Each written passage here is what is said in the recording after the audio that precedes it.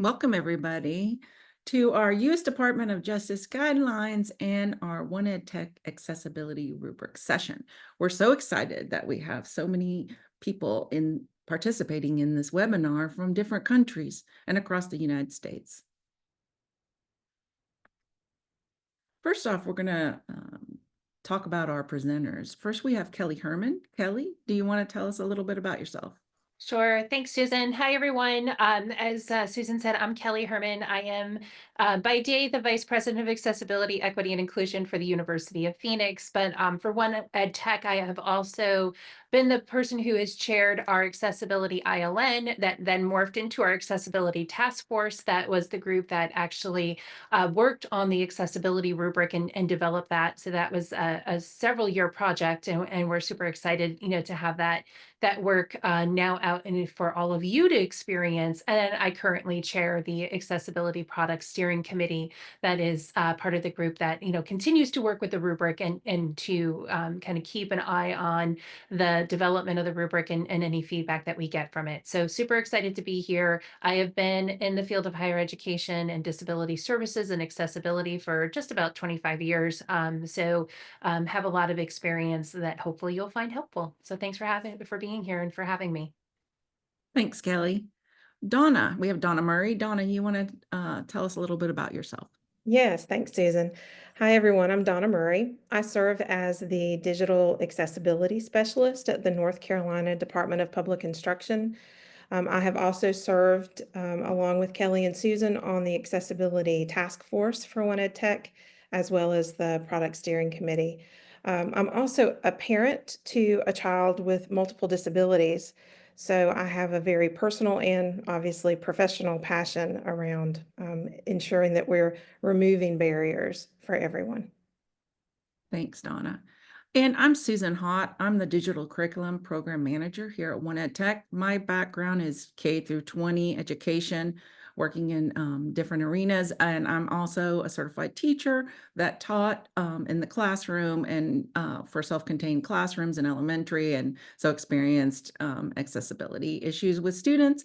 And also for the standards that I manage here at 1EdTech, all the digital curriculum, which is Common Cartridge, PACE, LTI Resource Search, also our QTI standard, and the accessibility rubric and PSC.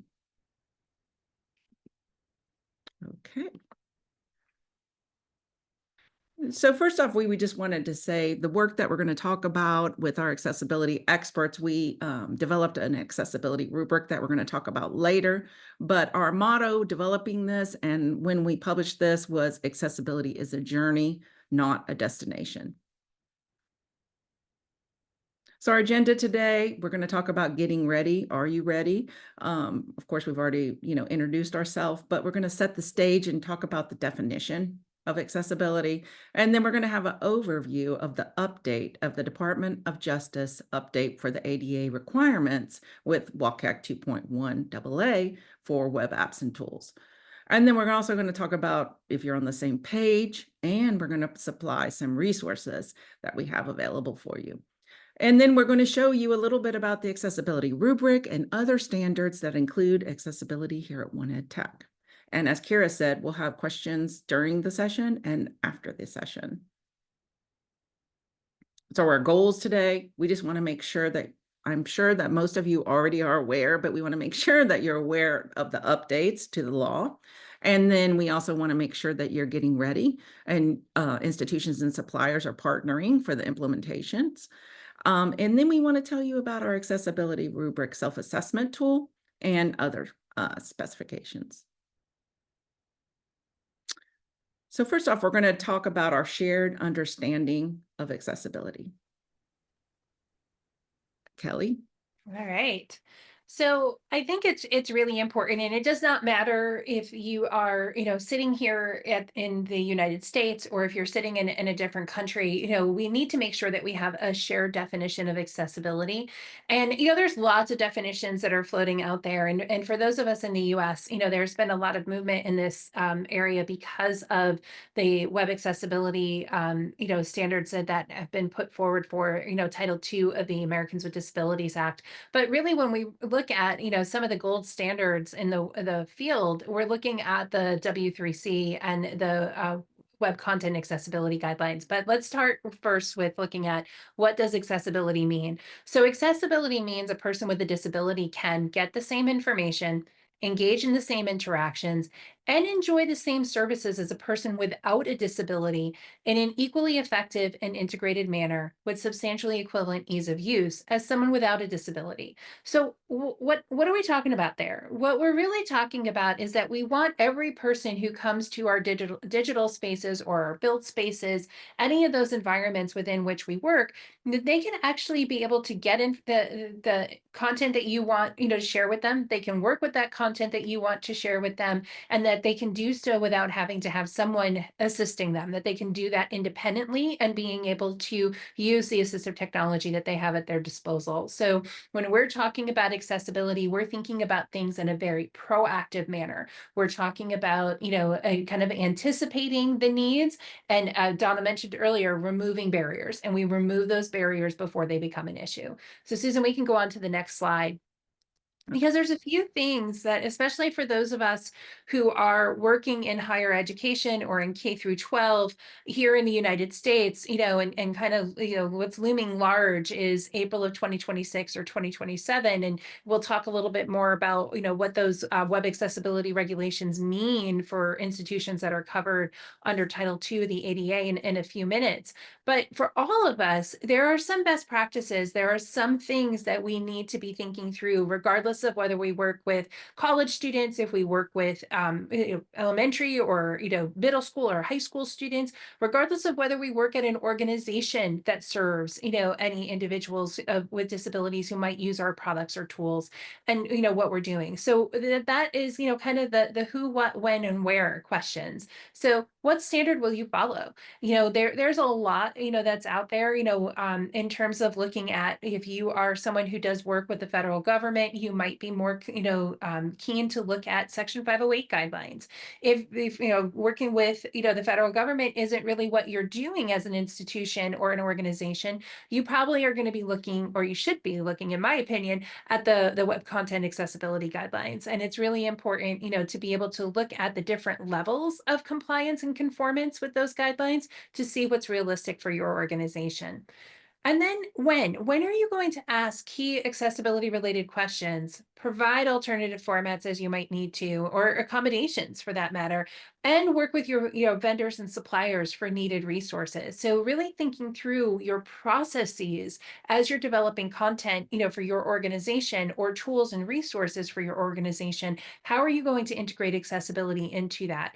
Susan started us off by, kind of using the mantra that we talk about all the time, which is that accessibility is a journey, not a destination. But along the way, there are going to be, different choices that you have to make. And we know that by being proactive and thinking about accessibility before someone has to ask for it, it helps us to have a more inclusive environment where, folks can actually do what it is that they need to do with minimal interruptions. And that's actually a really important aspect of it. And then, where are your stakeholders? Who are they? And what are, do they need to do with your content and your tools? So how are they accessing your resources? And how does that influence accessibility? So if you're working at a K through 12 organization, might have a different set of things that you need to do for your students than you have to do for your faculty, than you might have to do for your parents. And your parents especially might have different accessibility related needs than your students. So your student might not be the one with the disability, it might be your parent. So it's something that you really need to be thinking through. Who are the audiences that you serve, and how are you going to meet their needs and plan for those ahead of time? And then, who's responsible when something is not accessible? At the institution where I work, we think about that all the time, and we also understand that part of accessibility being a little bit fluid is that each individual's disability affects them differently. Their ability to use assistive technology may vary drastically from person to person, as well as their access to those resources and their awareness of how to do that. So it's really important for us. We can build the most beautiful course that we could, and really be looking at, okay, this should work for every student who needs it to work for them. But I'll have a student, mark my words, who I'm still going to have to put an accommodation in place for them, for that student, because it's not going to work for them. And we still have an obligation to make sure that they can do what it is that they need to do. And so that thinking through who is responsible for that is a really important part of the process. And then it's always important to come back to the why. Why are you doing this? Why is this important for your class, for your department, for your institution, for your organization, for this particular product? And understanding that why can kind of get you through some of the challenges. For us at the University of Phoenix, we have over 15,000 students who identify and use accommodations in their courses at the university. So that's a huge part of our why. But the other big part of our why are all of the students that we know are sitting in our classes who have disabilities and are not letting us know they need an accommodation, because what we wind up doing then is, helping them to have a more inclusive environment where they don't need to tell us that they're there. And that's a really important part of our why too. We want, our students to kind of have as smooth of a path as possible to be able to get their degrees. All right, Susan, we can go on to the next one. Right, Kelly. And I just wanted to add why, because it's the right thing to do, right? We want to say it's the right thing to do, and we all know that. Yeah, absolutely. And creating a culture of accessibility, this is something that's been really important for me and my organization. And one of the first things is that it starts first with understanding the current climate and the culture of the institution. So those of you who join us in living in the United States know that there are some things that have happened in the last 9 or 10 days, that have kind of put under fire some of the work that we thought was kind of just standard, the right thing to do, good things to do, and now maybe not so much. And so and so we have to think about that. So you have to think about what's happening in your organization, but also what's happening outside of your organization, and how are you going to continue moving towards your goals, and thinking about the way in which I can make sure that every student who comes to the University of Phoenix is going to have an accessible, experience and feels like they belong here. Because you know what? School is hard enough. I don't want them to come to our experiences, their experiences in the classroom, and say, oh, they didn't think about me. They don't want me here, because that's not the message we want. We want every student to think that they belong at the university and that they can get their degrees with us. And so that's really important. That's something that is shared across my organization. And that's one of the messages that we give. Like, this is important to our students, so we need to make sure that we're doing this. And it's a campus-wide approach. One of the things that I always talk about is that we cannot do this alone. My team might be responsible for assessing digital accessibility, but we're not the ones creating the websites, and we're not the ones putting the content into the courses. So we need to work with our stakeholders and to make sure that they understand within their spheres of influence how they need to address accessibility. And one of the most important things that I have found in my career is that everyone is asking this question, whether they say it out loud or not: what's in it for me?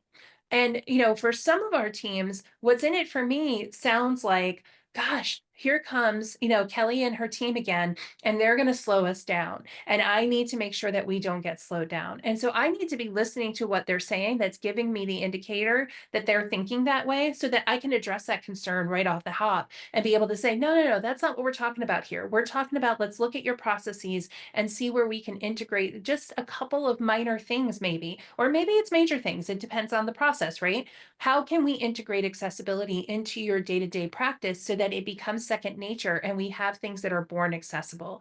And that's what's really important. We also need to look at the skill set of our teams, and what, professional development opportunities do we need to provide. I know, having been in higher education for 25 years, that most of the folks who are designing our content or designing our, interactive spaces and, the software tools that we use are not exposed to accessibility, principles and fundamentals in their formal training. So we have to provide that. We have to help them, recognize that this is a skill that they need to build, and that they need to, be able to, address it and build it into what it is that they do, so that we can have more inclusive environments coming out on the other side of it. Oh, and by the way, if you don't have to go back and touch the work that you already did to fix it for accessibility, it's more efficient and more effective. And so those are the things that we talk about. Our policies and procedures are also really important. Doing an environmental scan of what you have in place at your institution and where you can integrate accessibility. I suspect many of you who are on this call have already done that, but it's also one of those things where, your policy and procedure work shouldn't be static and it shouldn't be a one-time thing. Those have to be reviewed periodically because not only do the laws change, do standards change, but also our knowledge and the technology changes. And so we want to be able to keep pace with that so that we can ensure that what we're doing is the most accessible that it can be. And then understanding the technology. And this is what, Dale, I see your comment in the chat, to us as hosts and panelists, saying that that you're not quite sure that saying accessibility is a journey and not a destination, that's actually, the way we should be approaching this. So let me explain a little bit why we use that statement, because the one thing that you need to understand is kind of what I'm talking about here, which is that we all need to understand this, that technology is not static, it is fluid. There are things that are changed in, 2-week sprint cycles. When we work with our vendor partners, when we work with, our curriculum and instructional design, folks on our campus, when we talk with our IT teams and our website teams, they're working in 2-week sprints. And so every 2 weeks, they're developing new resources or they're revising resources that we've had. And every time you touch a piece of that content, you have the opportunity to make it better, but you also have the opportunity to make it worse. And so that's what I mean one of the things that I mean when I say that accessibility is a journey, not a destination, because there are going to be parts where we come in and out of that cycle where, things are going to be, maybe we took 2 steps forward, but we made 1 step back, and we're constantly evolving, our approach to it, because you're not going to get to a level where you say, on this date and from this date forward, everything is perfectly accessible. I've said to, our provost and our executive leadership team at the University of Phoenix that doesn't exist because there's too many moving parts that come in and out of it. So we have to be constantly evolving the way that we look at accessibility, and that, not be able to say, oh, we hit that checklist and boom, it's done. So the idea is you constantly have that on your checklist and you're constantly looking at it because the environment changed, the content changed, the technology changes. And look at the advent of AI and how AI has been changing our process. So those are some of the things that, we want, to be, looking at, and why it is that we talk about it being a journey and not a destination. And then for those of us who work with students, you have to understand who your students are. The students that I serve at the University of Phoenix are very, very different than the students who might be attending Gallaudet. And Gallaudet, if you are not familiar, is an institution that is mostly for the deaf. And so their population of students is going to have different needs than my population of students. The population of students that come to the University of Phoenix are very different than the population of students who tend to go to an Arizona State University, which is just down the road for me.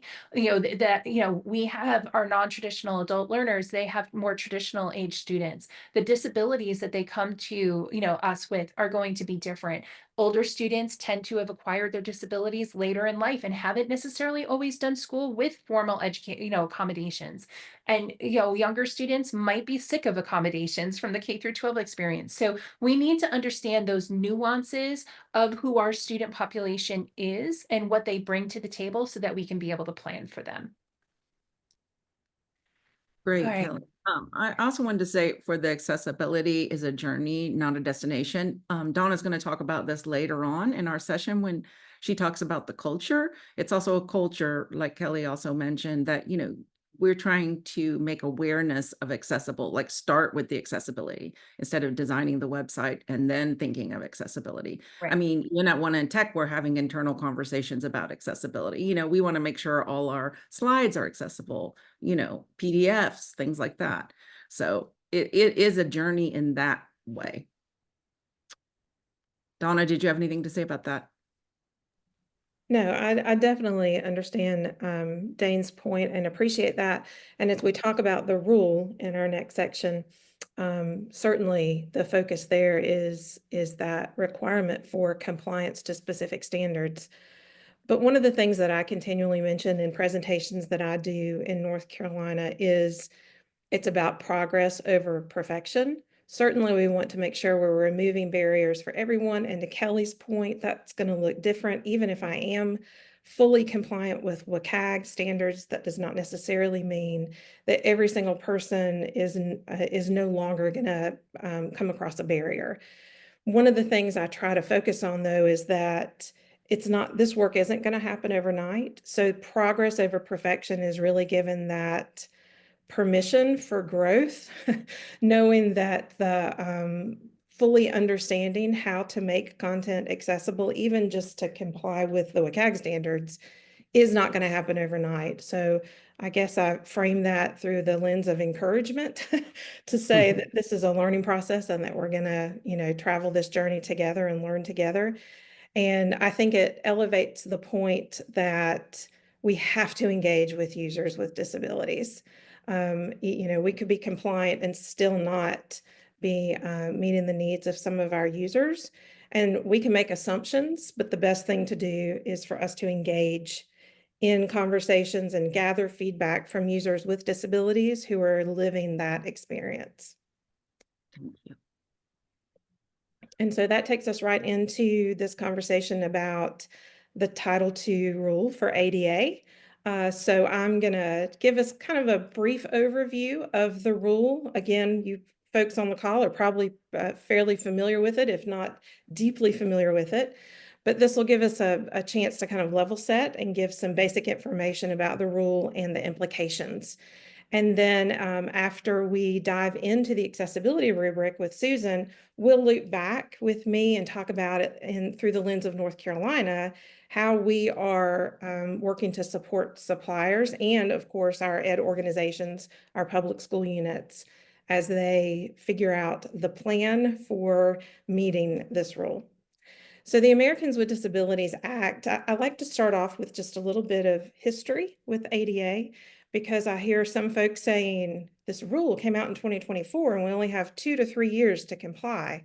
Well, the truth of the matter is we've actually had since 1990. So the law became law in 1990 and does not have the word digital in it. Title II says specifically that state and local governments must ensure that all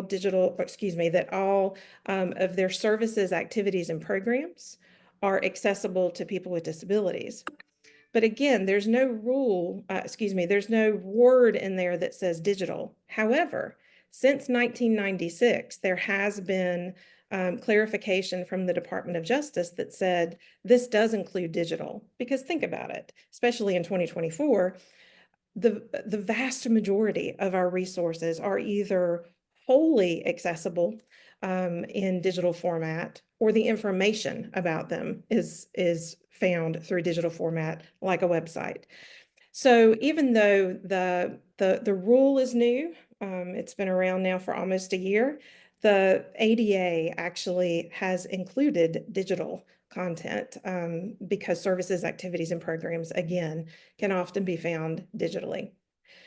So on the next slide, we kind of talk a little bit more about what the rule does specifically. So the rule is intended to provide some clarity, because we've been needing to make content accessible since 1990. The Department of Justice has clarified it since 96, but we still have a vast collection of digital content inside and outside of education that is not accessible. So the rule itself is intended to help clarify what the intention is behind making content accessible. So the rule establishes that technical standard, it provides that clarity, and it is relevant to all web content, all mobile applications, and it's for public-facing content. Now, that does include students. That's one of our public-facing stakeholder groups. So this does include instructional materials as well. So the rule itself, when it's defining what web content actually is, Susan, you can go on to the next slide. I've copied and pasted the exact text from the rule on what the definition of web content, but I say it's all the things. So everything from, the Google Doc that you create, to images, to text, to posts on social media,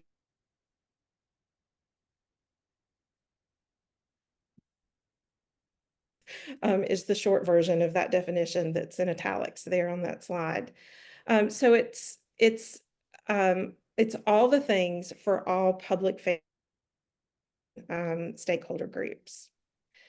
On the next slide, we talk about the compliance start dates. Now, to be honest, I don't believe that the rule itself actually says start date, but I have added that in presentations that I provide because I want to reiterate that this is going to be this is the journey. This is ongoing work. We create new content every day. Kelly and Susan were talking about the changes in technologies and how accessibility standards are going to change because of the changes in technologies. So it is a journey. The compliance start date is saying you've got to meet this technical standard within a certain time frame, and then from then on, continue to meet that standard. So it is based on census data. It's not enrollment data. It's based on census data. So for any state or local government entity, of course, including our state ed organizations as well as our school districts, it's going to be based on their county or city data. So I have a city school district, they would be looking at their city census data. I have a county school district, they're going to be looking at their county data. And of course, as a state agency, obviously we serve a greater population than compliance start date is in 2 years. So this was 2 years and 3 years from the publication of the rule. And as you can see by the calendar, we're almost already a year into that. So if the total population is equal or greater than 50,000, you've got 2 years or April of 26 to begin complying with the new rule requirements. If it's less than 50,000, whether you agree or not, the Department of Justice has said, we feel like you don't have the same amount of resources to devote to this work of remediation and auditing, so you will have 3 years. So let's talk about the requirements itself. And on the next slide, we reference the WCAG standards, the Web Content Accessibility Guidelines. And even though there's actually a 2.2 out and already a 3.0 in draft, the rule itself has landed on the requirement of 2.1 level AA as the standard. This does include third-party content. And so that's what this 1EdTech accessibility rubric can help with, because it's going to enable vendors to really do a self-assessment about where their products, their solutions, that third-party content that ed organizations may be contracting with. It gives an idea of what that landscape looks like, what the culture looks like for accessibility. And so it's important to note that, you know, as a school district, I can't say, well, we've gone under contract with this vendor, but I can't control whether or not that content is accessible. No, but we can establish that that's a requirement when we're out there putting out a solicitation for a potential solution. And as we're talking about contract language, it's imperative that we start addressing accessibility for third-party solutions proactively in that solicitation and project management phase. So there are a few limited exceptions, and while we're not going to dive into those deeply, the next slide gives just a brief overview of that, or a bulleted list, if you will, of those limited exceptions. And the intent here is the Department of Justice, through the rule, is saying, please don't hang your hat on undue burden. In other words, don't come and say, well, we don't have the capacity to go back and make all of our stuff compliant, as well as make sure stuff is compliant moving forward. So the Department of Justice has put forth limited exceptions to say, in short, don't focus on the old stuff. That's a very general statement, but basically the limited exceptions are saying, don't worry about going back and remediating content that really isn't going to be relevant to access your services and activities and programs when your compliance start date arrives. So instead of focusing on that, turn your attention to content that's going to be need to be remediated in order to be accessible in 2026. And then, of course, moving forward, making sure that your content is accessible. So the rule articulates the ins and outs of these limited exceptions. But again, a very general statement is don't worry about the old stuff. Focus on ensuring that content that's going to be needed to access your services, activities, and programs from the compliance start date on is either fixed or designed or procured to be meeting those requirements. And then before I turn it back to Susan, I just want to briefly mention on the next slide an additional rule that was published in the Federal Register last year. And it's related to Section 504 of the Rehabilitation Act of 1973.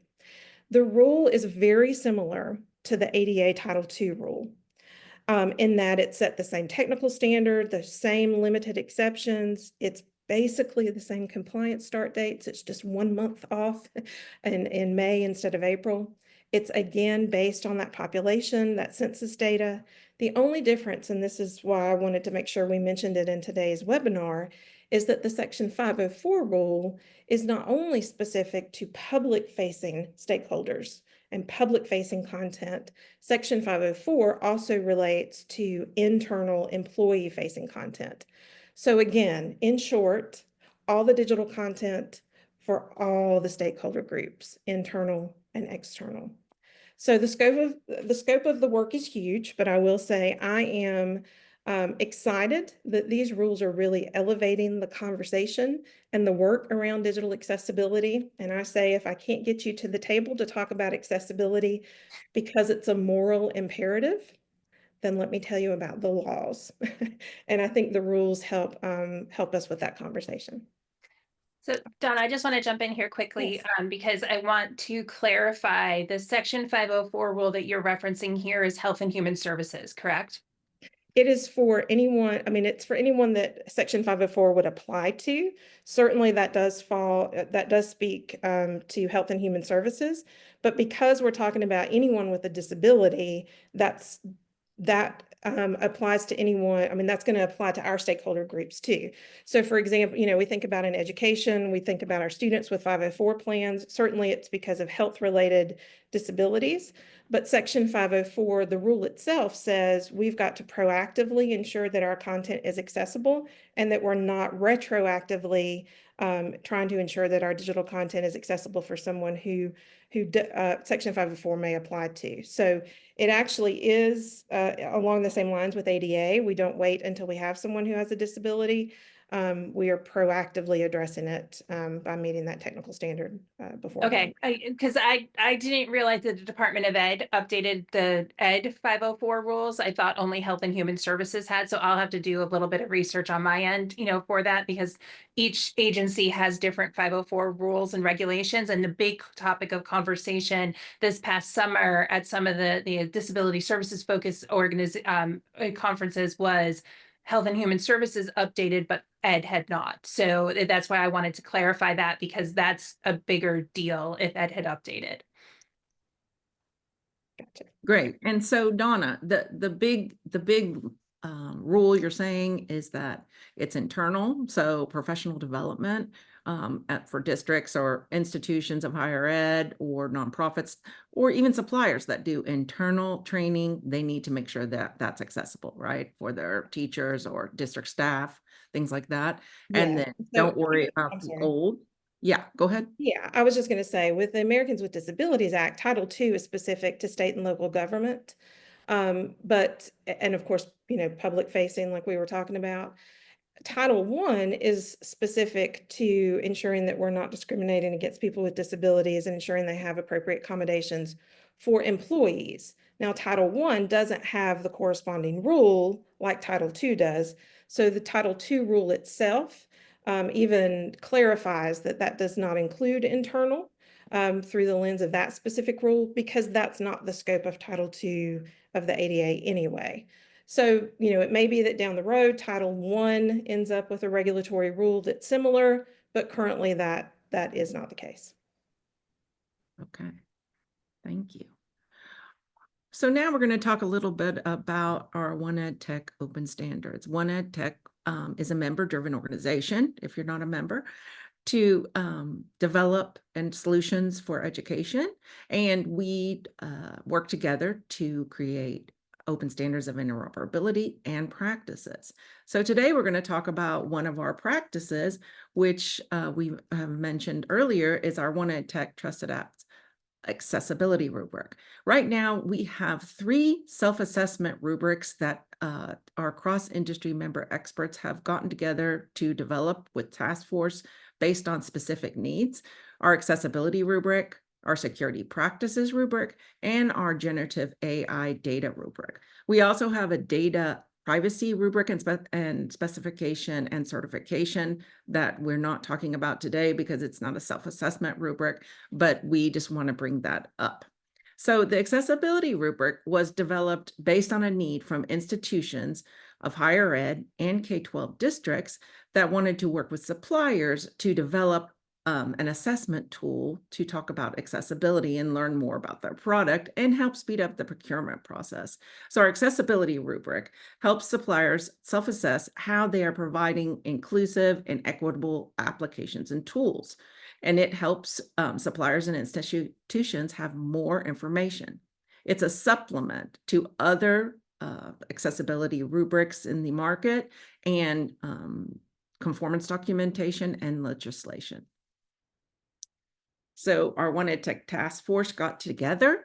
We have institutions and supplier members working together at the same table. That's one of the secret sauces of 1EdTech, is that we get together people from around the world that are EdTech suppliers, all different sizes of suppliers, all different types of institutions, districts, State Department of Ed, higher education institutions, nonprofits, to work together to develop these things.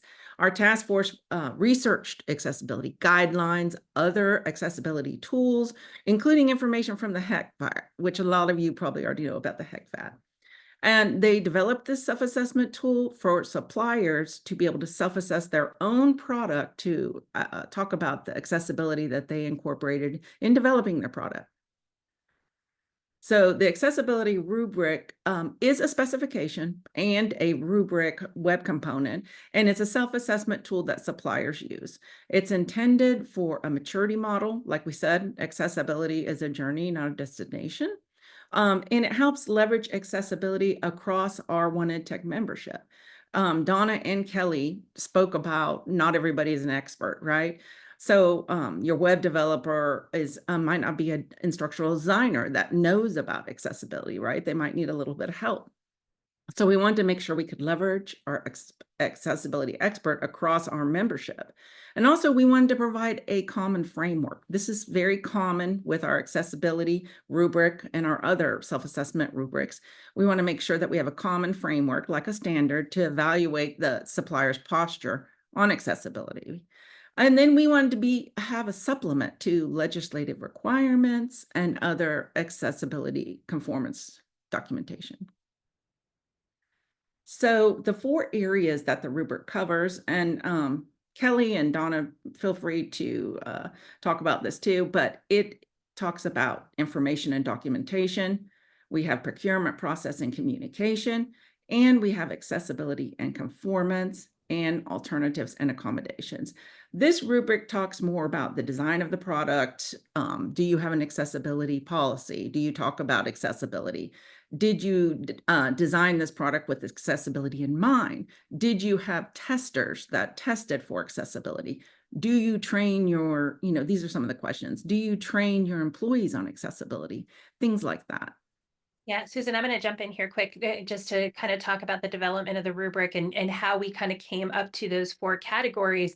It was really important, to us, as Susan mentioned, we did look at what else was existing within the field. We did not want to duplicate efforts. One of the things we heard from our task force members, especially those who are suppliers, was that it seems like each institution has their own form they want us to fill out. So we really wanted to, be able to provide, information about those areas, that kind of come up in the evaluation of products and tools that aren't necessarily captured in other places. So we could share the load a little bit. So when we look at like accessibility and accommodations, there are questions, on the rubric that says, do you follow, a WCAG standard, but we're not diving diving deep into the core principles and looking at how they meet with CAG standards.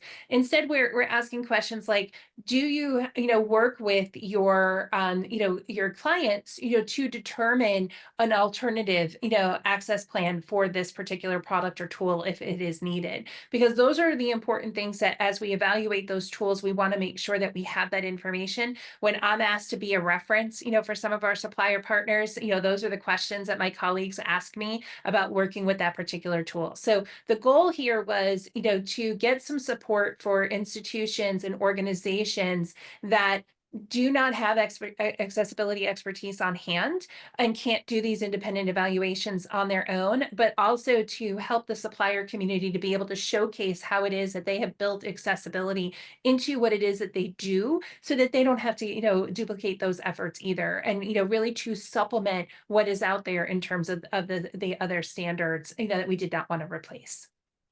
Right. And Kelly, let's see, has accessibility rubric, we have a question, been designed in a way to use an example of a third-party reference when districts ask, do you? Yes, that's another, it's a supplemental reference you can use.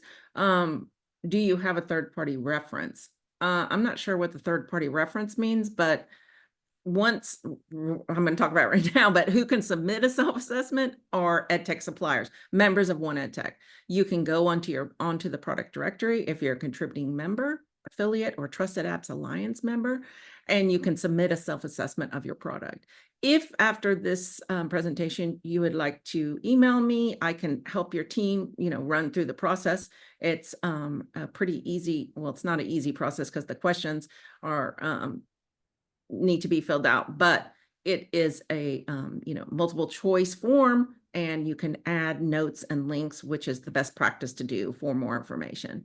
The self-assessment results, so you'll get a result. It's like a report. It can be viewed by the other members in our Trusted Apps directory and our Trusted Apps Management Suite. So that's really good for suppliers because it's a benefit that they can showcase that they have used this self-assessment with accessibility in 2 different areas. Okay. And Yeah, and institutions I'll just really add like to, that. I'm Yes. so sorry. I just Go ahead. add to the question, that Dane asked about, third-party references. And in the rubric itself, we do ask whether or not the supplier has worked with a third-party accessibility consultant to help develop, some of their accessibility documentation. So if that's what you're referring to, we do have that as part of it. We've also talked a lot as a task force as we were developing the rubric, the idea of, and you have to start somewhere, but we really did want to be able to capture some feedback from the community of 1EdTech members who have used this tool before. And I think we're still trying to figure out the best way to do that because technology doesn't always work the way we want it to. But one of the things that we do want to prioritize is being able to, you have the members who have used that tool before, be able to say, yeah, this has been my experience, or, these are some other things that we want to add to it. And it's still a little bit tricky to figure out how to do that, but that is definitely a goal that we've had, through the development of the rubric. And then as we're looking at the rubric as the product steering committee, how we can continue to make improvements in that area, working with the technology that we have available to us to do so. And there are sections within the rubric for notes. And, we're still looking, for, suppliers to continue to do those self-assessments and, for more to adopt it. So that's why webinars like this are really important, so that those of you, who may be, 1EdTech members and have experience with those tools, can either get involved with the PSC or, submit some of that feedback so that we can, figure out how best to capture that. Yes, and also we have the QR code for the Trusted Apps directory. You can pull it up if you'd like to. On the right side of the Trusted Apps product directory, you can click on different certifications, LTI, QTI. If you scroll down to the bottom with the rubrics, you can click on the accessibility rubric. You can see right now we have 5 suppliers that have self-assessed. They are early adopters. This rubric was developed back in 2023, but we didn't publish the web component or publish everything till January of 2024. So it's in an early adopter phase, but anyone can self-assess.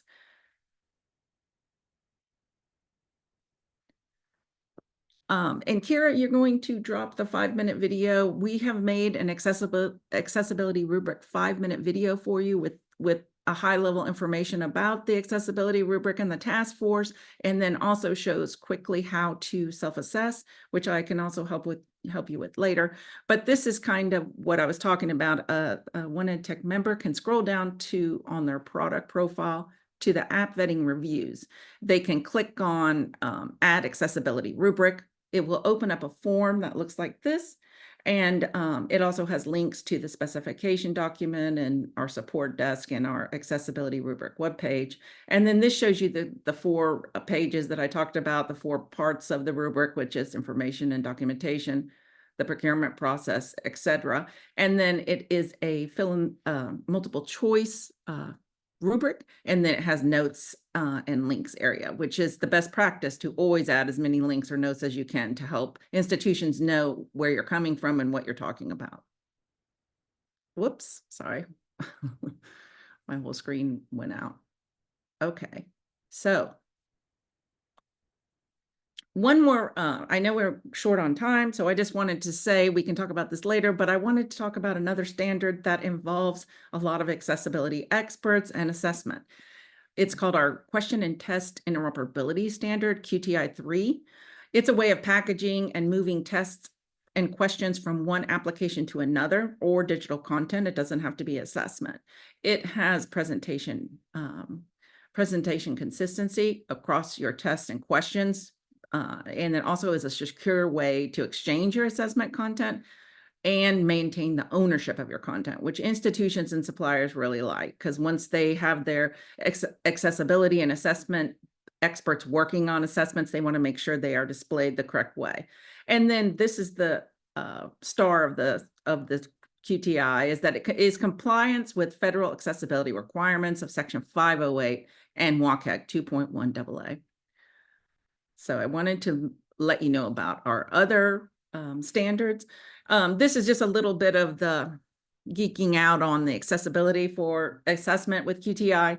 We have just published a new specification called Data-SSML.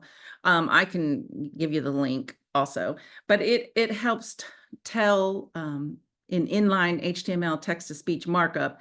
But in other words, it's telling the text-to-speech synthesizer how to, pronounce the words.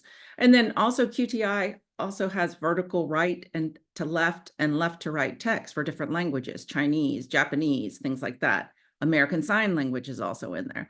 And then follows other accessibility guidelines such as ARIA, HTML5, and WCAG. We also have other accommodations you can put into QTI for different sets of students, longer time on tests, things like that, because assessment is, federal legislative assessments, summative assessments, things like that. We need to make sure we're accessible to all. And then one more new thing is our personal needs and preferences with QTI-3. That's where we will send the personal needs and preferences of the student with the test so they can choose different, color scheme. If they can't see black and white, they might see rose and white or blue and white, or they might need extended text, a longer definition or image, things like that. So suppliers, we have some recommendations for you. Donna, take it away. Okay. Thanks, Susan. And I apologize. Looking in the chat, it seemed like I was cutting in and out, so I've turned off cameras. So okay. I apologize for that. Please let me know if there's continues to be issues hearing me. So I just wanted to highlight a few resources that I've developed here in North Carolina to share with suppliers as part of this collaborative journey to ensure that their products are accessible. So I'm highlighting a few resources here, and then I also have a link to the full digital accessibility website that I have here at NCDPI that has additional resources, not just for suppliers, but also for our public schools.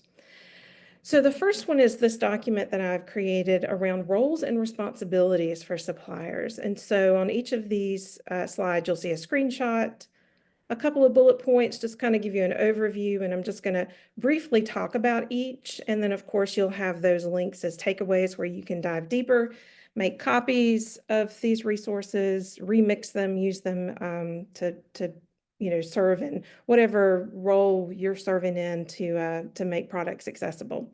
So this first one is roles and responsibilities. And what I've done here is thinking about the general teams that you'll find in a company and thinking about what the roles and responsibilities might be by team, as well as opportunities to cross teams for collaboration.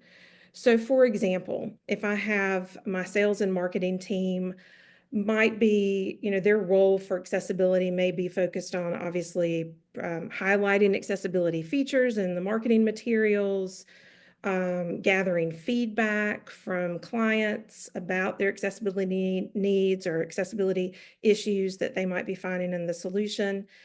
And so collaboration then might look like that the sales team, the marketing team is collaborating with customer support to ensure that they know about the accessibility features that exist or things that are on the roadmap for improvement of accessibility.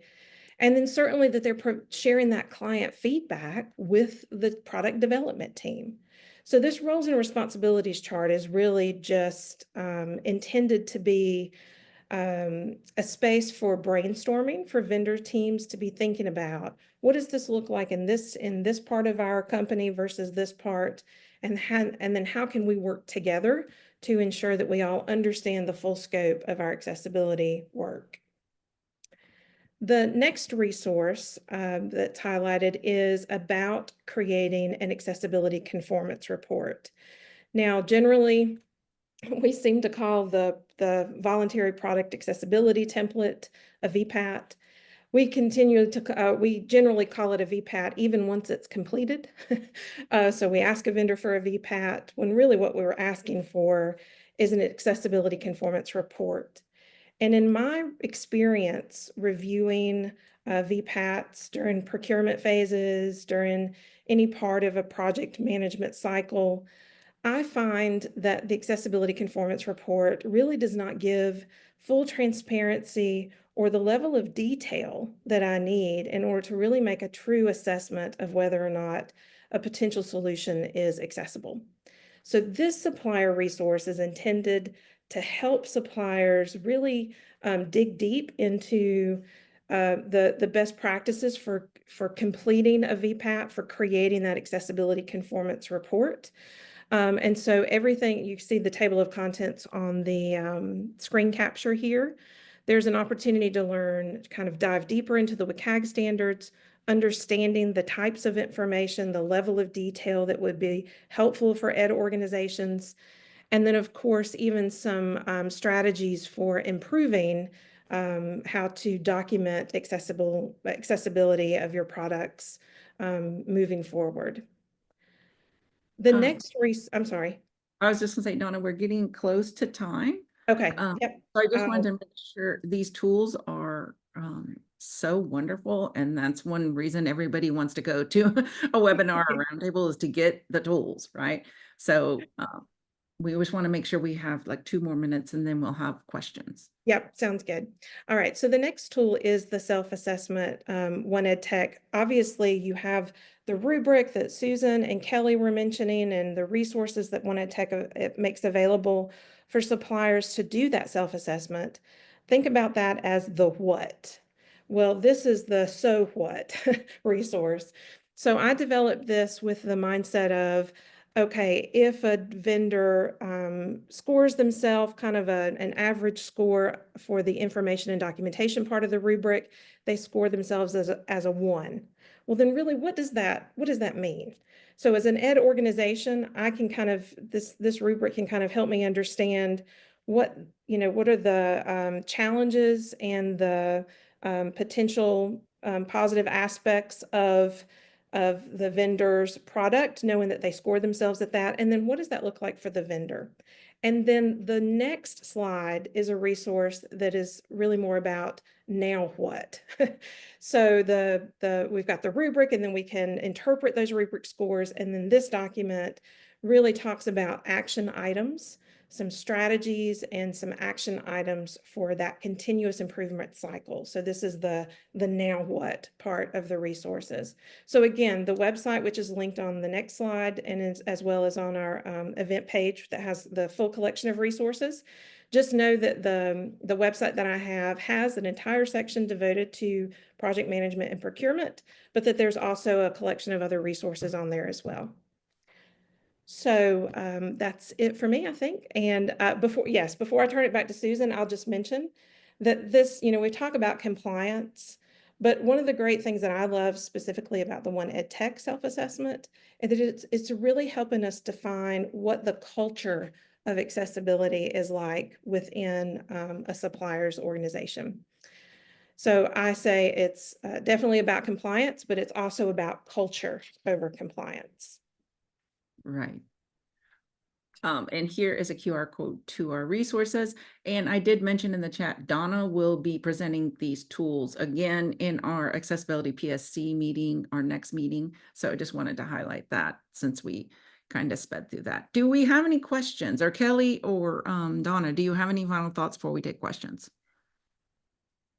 No, I just hope that anyone, who's attended this and, is concerned about accessibility and is a member of 1EdTech and you want to, continue the conversation, please join us in the PSC. We would definitely love to have you. Good. Okay. So does anybody have any questions? Kara, do you have any questions that you would like us to address? We addressed all of the questions that have come in, except for just a reminder that we are recording and we'll post a link to the recording on that attendee resources page on the event page that we linked in the chat earlier. Well, I really want to thank our expert presenters. Susan, Kelly I'm sorry. Hermann. Let me stop. There actually was a question that Oh, there was. Okay. just now.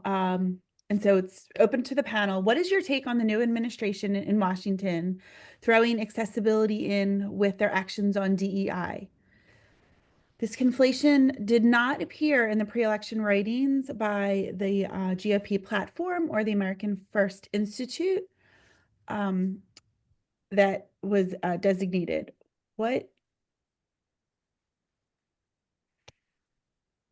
So, I think honestly, I feel like a lot of the action that's been taken in the first 9 to 10 days, of this new administration is kind of feeling a lot like throwing some spaghetti on the wall to see what's going to stick and lumping everything all in together, including things that they don't necessarily quite understand. So I think, we've been having a lot of conversations in my organization, and I suspect all of you are doing the same right now, of what is it, that we need to do and how do we need to do it, in a way that we can continue to do the work that's important to us and label it in such a way that the labels don't distract us from the work and don't, attract the wrong kind of attention. And I think that, there's really there's no blueprint for this. There's no game plan for this. We've always kind of rested on, this was the right thing to do. And, for us at the University of Phoenix, these are our students, and our students need this because they need to feel like they belong and that they've been included. And so that's kind of how we're focusing on it, within my organization right now is, to really look critically at, what our strategy has been, what our programs have been, who our students are, what they need, and, to ensure that we are meeting those needs and, that we are doing so in a way that isn't going to attract unnecessary attention and take away from that really important work. While still trying to be a thought leader and, to, show folks that this is why we do this and this is why this is important. So Russ, I don't know that any of us have a great answer to that question. I think, it's all so new. And I think certainly we're all feeling a lot of whiplash right now because of the level of activity. And, I would expect that if there are any attempts, to try to stop some of the accessibility, efforts that they, similar to what we saw with the funding yesterday, that there will be, some lawsuits that will be filed and some injunctions, that might, give us a little bit of a pause so we can figure it out. But I think we're in a whole new world right now, and we're just kind of, flying by the seat of our pants, figuring it out as we go, and which is not a great answer, but it's the best that I have right now. Well, thank you, Kelly. We're at time now. I just want to thank everyone that came, that participated, for our international and U.S. participants. And I want to thank my experts, Kelly Hermann and Donna Murray, for taking the time and for doing all the work with us at 1EdTech and all of across our members with developing the 1EdTech accessibility rubric and working to promote accessibility across the market. Thank you very much. Thanks, everyone. Thanks.